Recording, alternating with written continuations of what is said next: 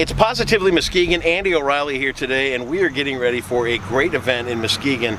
It is called City of the Dead Muskegon, and I have got Tim, Jackie, and Melissa all here today.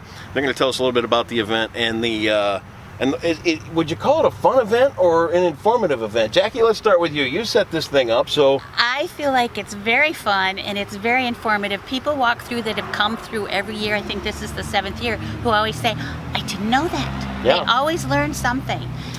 And it's a part of our history. Yes. Too. I mean, and you know, for as everything that seems to be changing so fast and as quick as things are moving in Muskegon, there's a really important heritage here. I mean, it goes all the way back to the fur traders that you know first worked here, and then through the lumber years and industrial and all that. And these things just can't be forgotten because our history is important, and it's important to remind everybody that as we move forward, we have a pretty deep history. Talk a little bit about your role, Tim, and what you do. Well, I'm going to be playing Captain Jonathan Walker, the man with the branded hand. Yep. He's the most famous person in the cemetery in the long run, but he was down in Pensacola, Florida in 1844 prior to the Civil War and attempted to rescue 7 slaves by sailing them to Nassau. But and back then you didn't do that. No, that was against the Fugitive Slave Act, and he was caught and convicted. They branded his hand with an SS for slave stealer, but he was in prison for almost a year, but he went north after he was released, back north, and spent 7 years prior to the war doing lectures against slavery and helped to fuel the anti-slavery sentiment in the North. So he was a very famous and remarkable he's buried right here in the Evergreen Cemetery. Right here. How about that?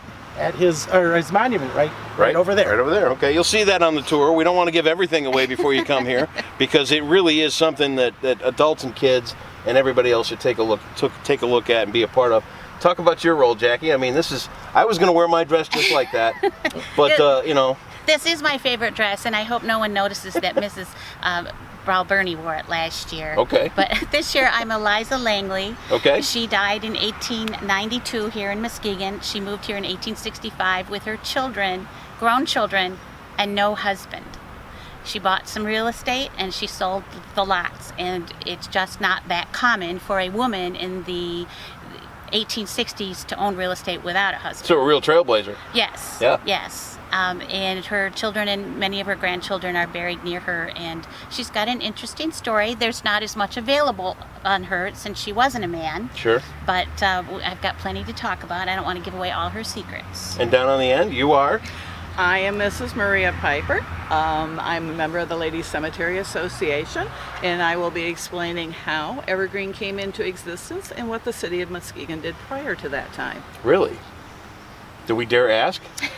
We don't want to give everything away. Okay, fine. Because there's a big lake out there, and that's a good place to get rid of some.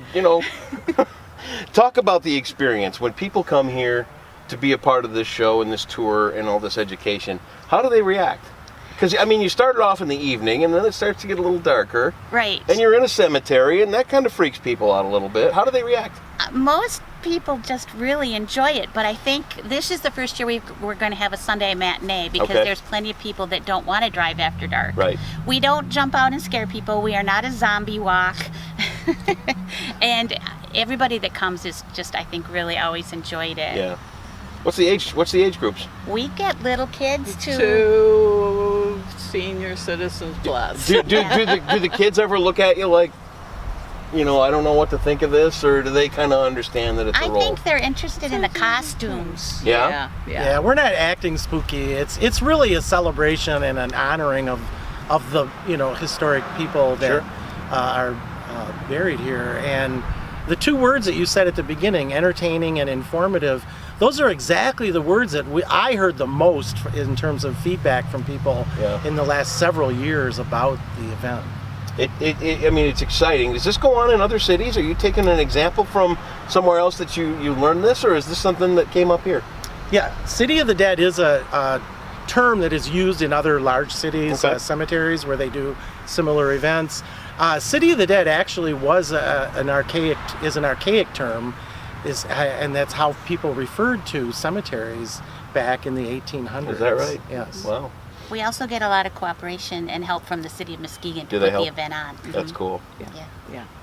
Well, let's talk about the price. I mean, it's a nominal fee to come in and get all this lesson. And we've got the ticket link right here on Positively Muskegon. What is it, $5? $5. Children 6 and under is That's free. free. Yeah? It is cash at the door. Cash at the door. At the entrance to the Got a bouncer at the door there to make sure? Yeah. Somebody. Yeah. We have Somebody. cider and donuts too. Yeah. Oh, well, that's nice. We feed them What for a that. trip. What a nice trip. So, have you been a part of this for all 7 years? The first year I missed. This you? is my 6th year. Of, 6th year? How about you? Second. Second? I've been here 7. For 7. For Has it 7. grown? Yes, it has grown a lot. Yeah. I started off doing just costumes. Year 2, I had to step in as a tour guide because we needed more tour guides. No we had kidding. more people at the gate. And about the 3rd year, I took over the role of Mrs. Piper. Yeah.